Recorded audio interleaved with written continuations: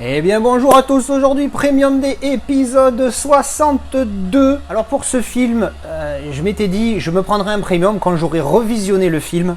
Parce que quand je l'avais vu, je l'avais trouvé bien mais sans plus. Mais cette édition Mentalab, je la trouve magnifique et je me suis dit je revois le film et si le film me plaît, je la prendrai. Sauf que là, je suis tombé sur un mec qui la vendait à un prix. Ouais, il n'était pas dingue, mais il était quand même bien moins cher que ce qui se faisait. Donc du coup, j'ai dit bon allez vas-y, tant pis, je la prends. Et puis on revendra si jamais au visionnage du film. Le film ne mérite pas un premium. Mais cette édition, visuellement, elle est juste superbe. Donc j'ouvre ça et je vous montre ça tout de suite. Alors ça y est, j'ai ouvert, plutôt bien emballé. Hop, voyons voir. Clac. Ah bah c'est protégé, dis donc. Papier plus papier bulle en dessous. Ah, monsieur fumeur, on sent le tabac froid. Hop. Allez, on déroule, c'est parti. Bien encore.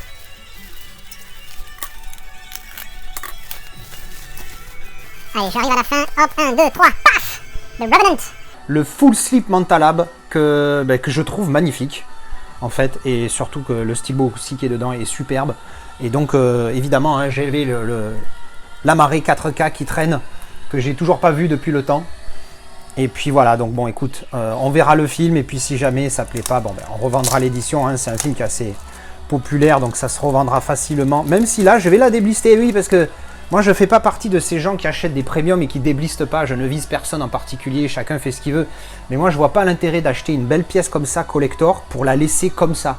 Déjà le visuel prend un gros coup dans la gueule avec le plastique dessus, et puis en plus, je veux dire, quel est l'intérêt d'acheter ça? Enfin après, encore une fois, je respecte les gens, mais moi je comprends pas.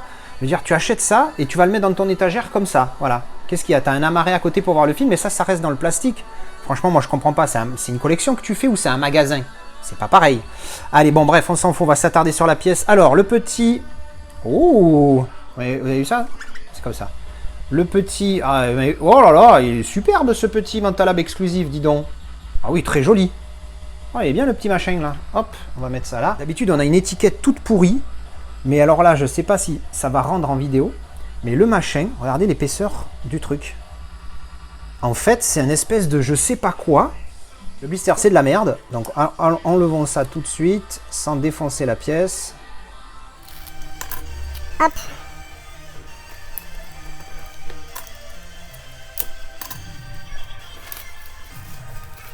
Alors, on va regarder précisément la petite étiquette. Regardez ça. Je vous remets l'angle principal. Regardez ça. Il est en main, il est magnifique. Vous voyez là la sensation que j'ai à le toucher, à voir la matière, comment il est fait, quelle est la matière utilisée, tu vois. Ben ça, quand tu le laisses sous le plastique, tu l'as pas ça. Donc, enfin bref, regardez-moi cette belle bête. Vous voyez ce petit travail, il y a un petit effet, pardon, spot gloss sur le titre, avec l'effet grain de sable, hein, le fameux effet grain de sable. Hein. Maintenant, c'est devenu commun et populaire ce terme. Marque déposée, je sais même pas s'il m'a autorisé à l'utiliser, mais peut-être que je vais avoir des droits à payer. Bref, ouais, le petit effet grain de sable qui est présent quasiment partout. On voit bien cet effet relief, vous voyez à la ring light, l'effet que ça fait en bas. Vraiment, il est top. Avec le texte qui est là, mais pour le coup, qui reste assez discret quand même. Donc, on a continuité sur la tranche, vous voyez, hop, ici, comme ça. Et je pense, donc la tranchouille, hein, comme ça, il y a Mentalab exclusif numéro 2, hein, le deuxième de pareil, mais là il y a le travail aussi hein, sur la tranche.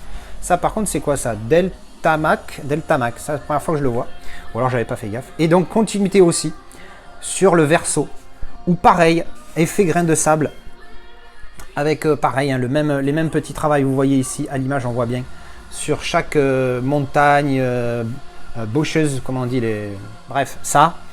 Et le petit texte en bas, alors là pour le coup c'est un peu chiant, là ça fait chier tu vois, il est emmerdant ici, ça dommage, ça gâche un peu l'image. Mais bon, regardez-moi ce full slip avec cette belle continuité. Alors le truc rose là, je sais, j'aurais pensé à un coucher de soleil à un moment donné, mais ça ressemble à tout sauf à un coucher de soleil. Ah non mais c'est un feu, c'est les éclaboussures de flammes je crois. Mais bon, pourquoi pour le coup c'est en plein ciel, enfin bon bref on s'en fout, mais en tout cas en main, ultra quali, c'est très très agréable. Pareil dessus, de le titre de Revenant, avec pareil effet grain de sable. Alors 1200 éditions pour celle-là chez Mentalab. Ici les petites infos. Bon, on va pas avoir comme d'habitude un English et English Dolby Digital 5 points et English True HD 7 points. Et donc voilà, subtitle traditional Chinese et English.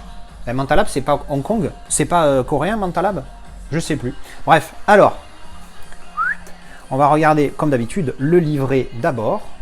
Alors, le petit livret Kali, épais, voilà, en mode sans agrafe, là, en mode c'est collé, là, une colle, je sais plus comment elle s'appelle. Continuité sur l'image, je vais vous montrer ça sans trop le défoncer, vous voyez. Mignon. Et puis à l'intérieur, le petit odeur de truc neuf, de livre neuf, j'aime bien. Je fais jamais ça quand sur les livrets. Mais c'est vrai que c'est présent. Alors qu'est-ce qu'on a? C'est les pages numérotées en bas avec le titre du film. J'avais jamais fait attention, je sais pas si ça y est sur d'autres éditions Manta, mais j'avais jamais fait gaffe. Donc on a un petit peu de texte, hop, des images du film, un petit peu de making of. Belle image là, celle-ci, c'est en double page. Hop. Par contre, si j'ai bien fait attention, c'est en anglais depuis le début. Voilà. Non, franchement, il est très quali, hein, ce petit livret, il est vraiment pas mal. Allez. On enchaîne avec la pièce maîtresse. On va la sortir. Ouh, regardez-moi cette belle petite bébête. Allez vite, on enlève le plastique.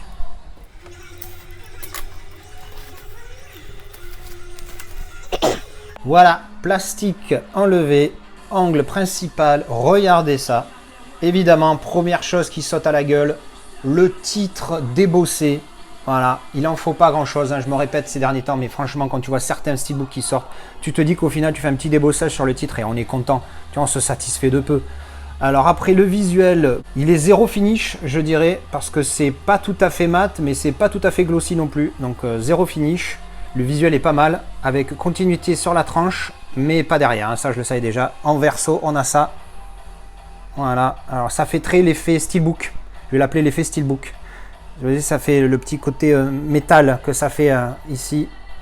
J'en suis pas spécialement fan. Ça peut ressortir bien sur certains visuels, mais c'est rare. Sur un Spider-Man, je crois que j'avais vu, c'était pas mal. Mais là, pour le coup, je trouve ça pas terrible. Le visuel est sympa, mais il est pas dingue. Tout va sur le recto qui est pour le coup vraiment, vraiment joli. L'image là, elle est très belle.